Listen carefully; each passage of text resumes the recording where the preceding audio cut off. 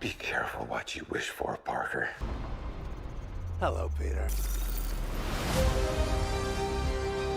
I strongly recommend caution to all.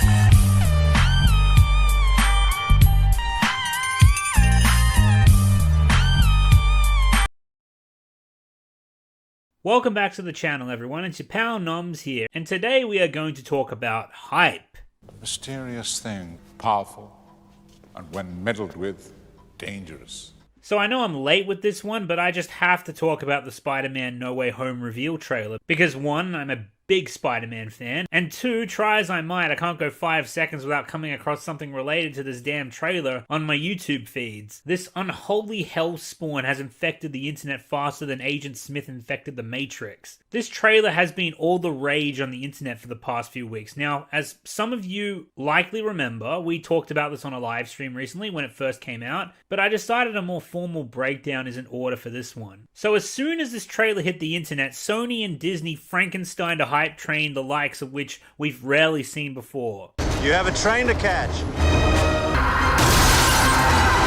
Now, just to get this out of the way quickly so people don't get the wrong idea, even though I prefer the more faithful adaptations of Spider-Man by Sam Raimi and Mark Webb, I actually do like, even love, the MCU version of Spider-Man and Tom Holland's portrayal as the character. Do I think he's Iron Boy Jr.?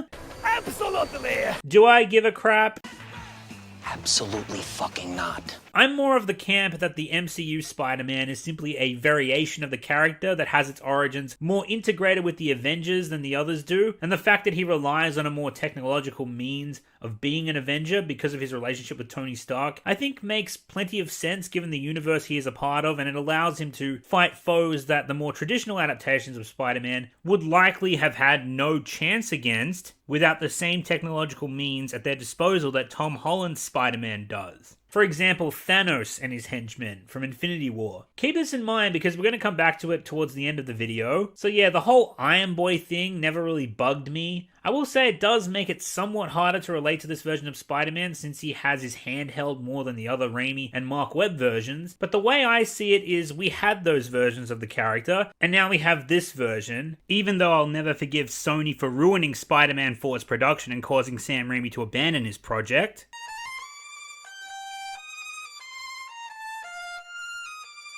But here's the thing, I do recall the Mark Webb movies receiving a heap of criticism at their time of release because they essentially told the same origin story as the Raimi movies did, just with some slight tweaks here and there. I missed the part where that's my problem. Hey kid, little help? Not my policy. Peter. Over here, Uncle Ben.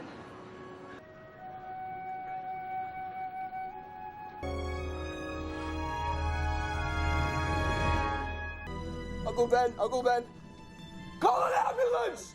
Someone call an ambulance, Uncle Ben! Oh God, oh my God. Ladies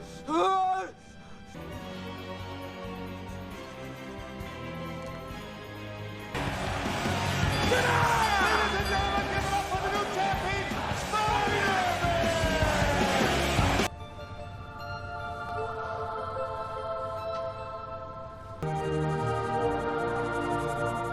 Remember, with great power comes great responsibility. You had a moral obligation to do those things. That's what's at stake here. Not choice, responsibility. So I can understand the MCU's caution with introducing yet another live-action Spider-Man adaptation and glossing over his origins and pairing him with Tony Stark. Still think Uncle Ben could have got a mention though, but oh well. To sum up my take on the MCU Spider-Man movies, Homecoming was awesome, Far From Home I initially didn't like, but I've warmed up to it a little bit with subsequent viewings, and that finally brings me to Spider-Man No Way Home, and honestly, this trailer, while initially exciting me, just completely outlined most of my gripes with the movie industry as a whole in 2021, because it reeks of a creatively bankrupt company's shallow, slimy, and deceptive attempt to get asses in seats and make money. And honestly, to me at least, it shrieks of sheer desperation. Let's be frank, after the end of the Infinity Saga, the MCU has been nosediving in both quality and in general audience interest, and it's very clear just by how many turds Marvel has been churning out their asshole and throwing at the wall to see what sticks.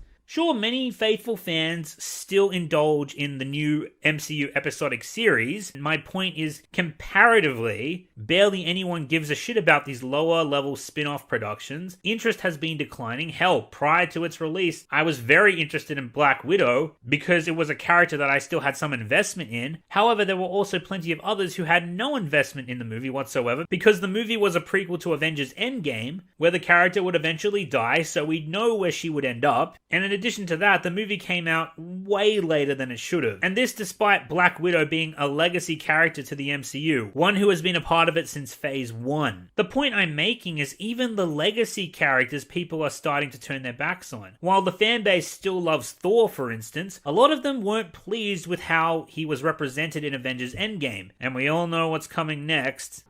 Oh, dear God, no! Besides Thor, the only other legacy characters that immediately come to mind are all from Phase 2 onward, being Guardians of the Galaxy, Doctor Strange, and of course, Spider-Man. And the last MCU film to clean up at the box office and do exceptionally well financially, keeping in mind the factor of the global pandemic, was Spider-Man Far From Home, which did come out after Avengers Endgame and managed to still make a fuck ton of bank. The other productions, however, not so much. And this is the point I'm trying to make. Spider-Man has always been one of the most popular superhero characters of all time. It was made popular by its long line of comic books spanning back decades, and then the Sam Raimi Spider-Man trilogy, as well as the Mark Webb movies, really shot Spider-Man into the stratosphere with mainstream moviegoers. Hence this trailer's reliance of references to those movies, and behold the results. Just look at the reaction to this trailer. The Spider-Man No Way Home teaser trailer got almost as many views in its first day as Black Widow's initial teaser trailer over the entire build in its marketing campaign. And bear in mind, a Black Widow movie had a decade of fan anticipation leading up to it, and it was delayed several times after the teaser dropped. And compared to the other MCU products in recent months, it's not even close. The hype for Spider-Man No Way Home is off the charts, but despite Spider-Man's popularity, the level of hype surrounding this trailer is not only attributed to the fact that people love Spider-Man. After all, just look at the difference in viewership of the No Way Home teaser trailer compared to its prequel. Far From Home's teaser trailer in the past 2 years hasn't capped 50 million views, whereas Spider-Man No Way Home's viewership in under a month has dwarfed it. And that's not even comparing an even bigger difference in the like-dislike ratio. Holy shit, 1.2 million likes versus 2.7 million likes and counting? It's nuts. So let's be clear, the point I'm making here is that fans aren't simply excited because there's another Spider-Man movie. They aren't simply excited because it's another MCU movie. And while Doctor Strange is popular, his inclusion is not what's created such an outcry of fan investment and hype for this movie. The reason, and the reason alone for this, is due to one thing and one thing only. This guy. And like 5 other characters that Disney paid a fat wad to attach their names to this, their latest nostalgia milking cash cow. And Oh boy, yeah.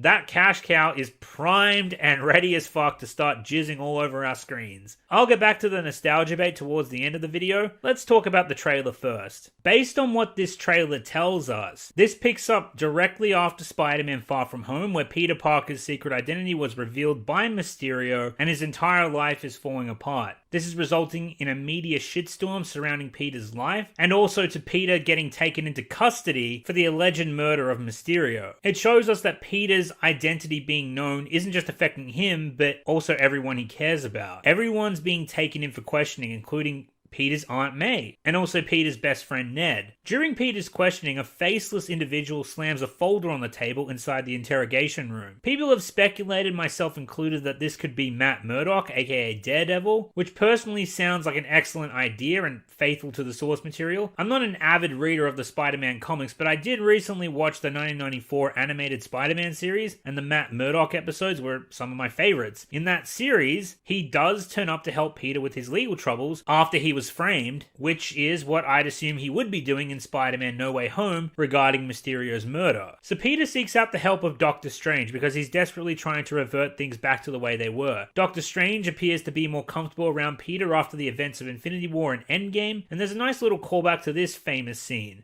I'm Peter, by the way. Doctor Strange. Oh, you're using your made-up names. I'm Spider-Man then. Please, we saved half the universe together. I think we're beyond you calling me sir. Steven. That feels weird, but I'll allow it. Oh, that's that good shit! Doctor Strange proposes using some kind of spell that should help Peter get what he wants. However, Doctor Strange's comrade, Wong, heavily advises against it and says outright, don't use that spell. And then Dr. Stephen Strange, keeper of the Time Infinity Stone, Captain Caution himself, lies to his friend's face and gives Peter a wink like he's a teenager who wants to get up to no good after school. I thought Peter being the teenager would make him the irresponsible one. Anyway, Doctor Strange then leads Peter down into the basement and he starts casting this incredibly dangerous spell, and as he's casting it, only now is he telling Peter what the repercussions of the spell will be, meaning that likely MJ, or Michelle rather, will forget she and Peter are dating, and that also Ned will forget he's Spider-Man, etc, etc. And then Peter starts flipping out and asking Doctor Strange to modify the spell and change it while he's casting it. This incredibly dangerous spell that Wong told him not to cast, only now Doctor Strange decides to tell Peter about the price he will pay. And this is what leads to both characters clashing heads, which ultimately leads the spell to malfunction, which leads to the distortion of space-time and the clashing of alternate universes. Are Disney and Marvel so desperate to have a multiverse storyline so they can start lazily cashing in on different variations of the same characters that they just don't give a fuck as to how the multiverse comes into play? I understand needing some convenience or perhaps stretching some logic to jumpstart your plot, but this, based on what I've seen from this teaser trailer, is just fucking stupid. Doctor Strange is completely out of character. To tamper with space-time so casually and so recklessly to solve some high schooler's identity drama? Yes, I know Peter and Doctor Strange are friends. Yes, I would absolutely believe that Doctor Strange would want to help him, but not like this. He's risking the collapse of the space-time continuum for this, and was explicitly warned not to do this by his colleague who understands its dangers, and Doctor Strange just says, fuck it, let's do it anyway. Doctor Strange should absolutely know better than this. There's even a voiceover in the trailer of Doctor Strange saying, Multiverse is a concept about which we know frighteningly little. Okay, so if you know frighteningly little about the multiverse, if you knew and were warned that using that spell could lead to frightful, uncharted waters, then why'd you cast the goddamn spell? Or rather, here's a better question. Why did Disney tell Marvel to tell a writer to tell you to cast the spell in such a dumb fuck way? Money! That's what it's all about, isn't it? I certainly hope this sequence is jumbled up in this way because it's a teaser, and that the actual movie and the actual series of events is much more believable. For example, maybe Wong was talking about a different spell, for instance. Or maybe it's something besides Peter's meddling that causes Doctor Strange's spell to malfunction, but given everything we just talked about, I highly doubt it. We then get to see a trailer montage that shows what we can expect from the movie. It shows all of New York going full-blown Christopher Nolan Inception on itself. There's what looks to be a pretty cool train sequence with Doctor Strange and Spider-Man, which kind of makes me wonder, given who we know the main villain is going to be, one would presume, based on this trailer, I wonder if the inspiration for that sequence was so they could try to do their own version of the much beloved Spider-Man 2 train sequence. I mean, they're aping the characters and actors, may as well ape the set pieces as well, am I right? There's sandstorms, electricity that isn't blue surprisingly enough, Green Goblin's pumpkin bomb, and the evil sinister Willem Dafoe laughing in the background. And of course, the one and only OG Alfred Molina as Sam Raimi's Doc fucking Octopus. Here's the thing. The world knew he had been cast for quite some time, but that didn't stop everyone from losing their fucking minds over it. Alfred Molina's Doc Ock is probably one of the most beloved live-action Spider-Man villains to date, and the Raimi trilogy to this date is fawned over by millions of Spider-Man fans, myself very much included. So why, after digesting this trailer, do I feel insulted as a Raimi Spider-Man trilogy fan? Insulted. Let me explain my position on this, and let me make it perfectly clear, I am not trying to rain on anyone's parade here. Look, I don't want to make waves. And I don't fault anyone for getting excited over the return of some of the most fondly remembered superhero villains in cinema. But you need to understand, the MCU, as we all know, is controlled by Marvel Studios, and Marvel Studios is controlled by Disney, a gigantic conglomerate corporation. The MCU is controlled by corpos, and engineered, especially now, to be a corporate product, as opposed to primarily being an artistic one first and foremost. In other words, anyone who reacted overwhelmingly positive to this trailer did exactly what the psychological experts and marketing teams behind the corporate product that is the MCU designed that trailer to do to you. Hence why this video is called The Power of Hype. They wanted to get that reaction out of you, and they did this, as most corporate entities do, by being reactive instead of innovative. Hence why we saw Green Goblin's Pumpkin Bomb, a reference to Sam Raimi's first Spider-Man film. People love that movie, so they shoved it in. It's the same reason why we saw Alfred Molina's Doc Ock. People love Spider-Man 2, and more specifically, they love that villain. Disney and Marvel said, hey, let's shove that into the trailer. Most people didn't like Topher Grace's Venom from Spider-Man 3, which is unanimously agreed on to be the least fondly remembered addition to the original Spider-Man trilogy. Gee, I wonder why we didn't see him. Yeah, I know Tom Hardy is a thing, sure, but if the fans don't want it, if the fans haven't clamored for it, it's not going in the trailer, is it? But what's the point of this whole multiverse angle anyway? It's all about bringing in alternate characters, right? Different parallel universe versions of superheroes and villains we all know and love, right? No.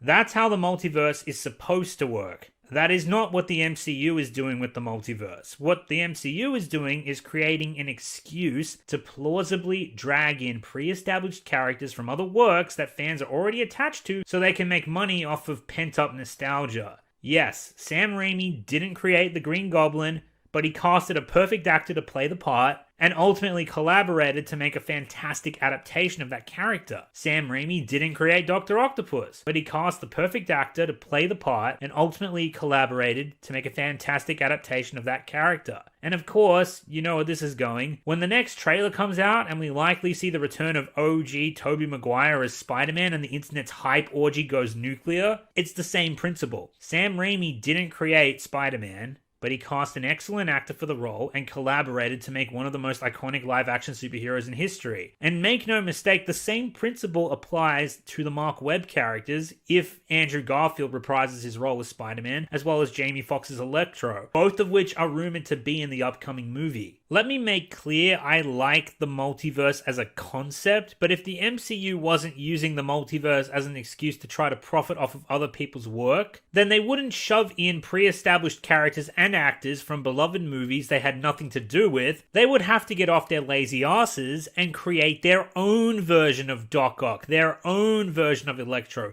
their own version of Green Goblin, etc., etc. But that's not what they're doing, is it? Here are the two reasons why I find this insulting as a fan. Firstly, by taking both Willem Dafoe's Green Goblin and Alfred Molina's Doc Ock and incorporating them into their product, they're essentially saying these are the same characters from the movies you love, but their deaths from each respective movie didn't actually happen, because fuck those movies, they're in our movie now. If they're somehow treating Spider-Man 1 and 2 as canon, they're essentially retconning the deaths of those two characters, nullifying those movies. That is insulting. Insulted. Secondly, and this is the more likely scenario, if the movie is not treating those movies as canon, then Disney and Marvel are essentially saying, here are some cheap references to those movies you actually like, but they didn't actually happen, so yeah, but isn't it good to have these characters back? In which, as I said, they wouldn't be the same characters then, would they? They would be cheap look-alike references to the movies you love that were helmed by someone who is not helming this movie, and in their canon, those movies you love didn't actually happen. Guess what? That is still fucking insulting. Insulted. Come to think of it, if Marvel's whole approach to this multiverse concept is let's bring in pre-established adaptations that other people made because we own these IPs, with zero fucks given, aren't Kevin Feige and his creative team in a way just conceding defeat? Because all this really shows is that they don't have a clue how to create good adaptations of superheroes or villains on their own that lives up to a standard set by somebody else. I mean, how telling is that about the creative state of the MCU in 2021? Before someone throws it in my face, yes, I'm well aware that Sam Raimi passed on doing this film because he wanted to do Doctor Strange. No, it doesn't make what they're doing any better, because guess what? This Spider-Man multiverse character aping is just the beginning. Mark my fucking words. The multiverse is Marvel's shameless attempt to try and keep the MCU going. As previously discussed, interest has been dropping The well is drying up and they know it. I'd encourage you to check out Razorfist's excellent video on the subject. He sums it up pretty well. And after aping the Sam Raimi and Mark Webb Spider-Man assets, what's next? You know what's next. What studio did Disney recently purchase for billions of dollars and still hasn't had the chance to make bank off yet? Why, Fox Studios, of course, which means here comes McAvoy's Professor X, Jen Lawrence's Mystique, Michael Fassbender's Magneto, all of the fucking X-Men, including but not limited to Ryan Reynolds' now Disneyfied Deadpool, and Disney would sell its left nut to cash Hugh Jackman out of retirement and have Wolverine, the one we all like, back in the MCU. Hell, who knows, maybe they'll try and bring in Eric Banner's Hulk and the Fantastic Four, minus Chris Evans, of course. Like I said, the corpos are reactive, and if they can exploit something the fans love or have a ton of interest in, they will do so shamelessly. Corporations like Disney and Marvel also have a tendency at times to address or acknowledge fan expectation or fan fictions surrounding a particular topic, including but certainly not limited to the memes. And what meme has been more gloriously prevalent in the past 2 years than Tobey in the MCU and Bully Maguire? And while yes, I know this isn't the sole reason for why Disney is adopting assets from the Raimi trilogy for the next movie, but I certainly think this wave of Tobey Maguire memes and Bully Maguire memes contributed heavily to the course they are taking with Spider-Man No Way Home. I mean, these things have been absolutely rampant. They have millions of views, and rightfully so, because they are exceptional. You've had to have been living under a basement, under a rock, on another planet to not know about these glorious memes. You think Disney doesn't watch or take note of them? You are mistaken. To put it clearly, one last time, Disney and Marvel are reactive. They react based on the fandom's interest and take the course of action that will make them the most money, and those memes were absolutely part of the reason for their reaction. As for having these villains in the movie against Tom Holland's Spider-Man and Doctor Strange, yes, I know there are going to be other Spider-Men in the movie, but I do recall someone bringing up a very good point, that if Doctor Strange is involved, he should be able to one-shot the likes of Doc Ock, Green Goblin, and presumably Mark Webb's Lizard Man with no problem whatsoever. Spider-Man's typical villains aren't exactly top-tier world beaters. Doctor Strange is powerful enough to go toe-to-toe with Thanos and the Infinity Gauntlet, remember? So what chance does the likes of a man with metal tentacles attached to his body have against Doctor Strange? My guess is Doctor Strange is going to be absent from the majority of the movie. I'll bet Tom Holland and the Spider-Man are going to take on all the lower-tier Spider-Man villains that Marvel is bringing into the movie. Whereas Doctor Strange is going to be more preoccupied with fixing the space-time continuum and returning the multiverse to normal. I honestly think it's the only way the film can actually work with him in it. Also, for that matter, one of the reasons why some people are sour on Tom Holland's Spider-Man is because he relies solely on Tony Stark's gadgetry and he doesn't throw hands enough in his fights.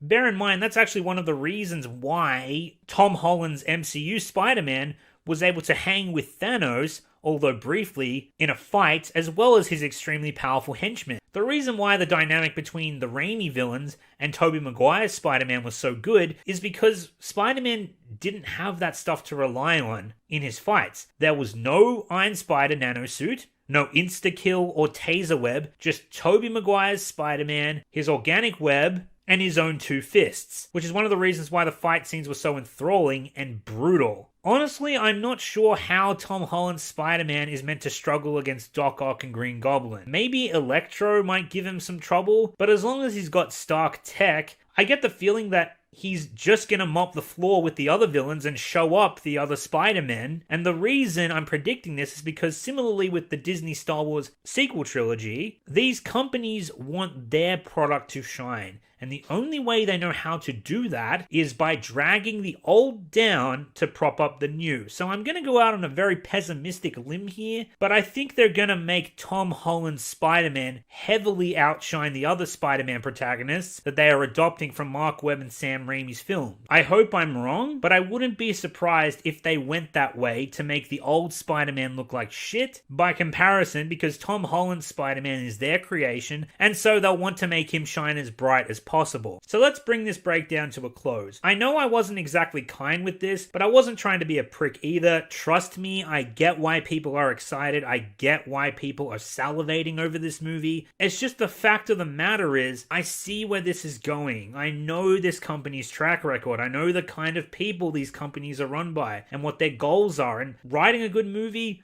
being faithful to the fans, and being ethical above all else is not at the top of their priority list. Can this be everything we hope it can be? Notice I said we, as in me as well, because I love these characters, I love these actors, I love Spider-Man, and like you, watching this video, I too want this movie to be very good, if it can be. I still have a tiny bit of investment left in the MCU, so I want this movie to be as good as it can. Do I think it will be? No, I really don't, but for what it's worth, I hope so. Anyway guys, that's about it for the breakdown. Let me know what you guys think in the comments below. If you like, you can do so while I give the outro. Firstly, I want to give a huge shout out and thank you to my Patreon members for their contributions to the channel. For those of you who don't know, Patreon is essentially a donation service for passionate viewers who would like to support the channel and its videos. I left a link in the description for any who are interested. Secondly, I would like to thank my YouTube members for their contributions to the channel. YouTube memberships essentially serves the same function as Patreon, but it's more practical for viewers who are interested in the channel's podcast. You can hit the join button if you're interested, or just follow the link in the description. Thirdly, if you're interested in my content, feel free to check out the channel's Discord server. What Discord basically is an online community where fans of the channel can go to congregate and talk about a range of different topics ranging from Star Wars to Lord of the Rings, anime, video games, and other pop culture stuff as well. Check it out at your leisure, and who knows, maybe you'll make some friends along the way. A quick special thank you to a British Potato for helping me out with the audio for this video. I've linked his channel in the description. Check him out at your leisure. You'll be in for some great content. And finally, here's one last thank you for staying till the end of the video. You are a legend, and I'll see you next time.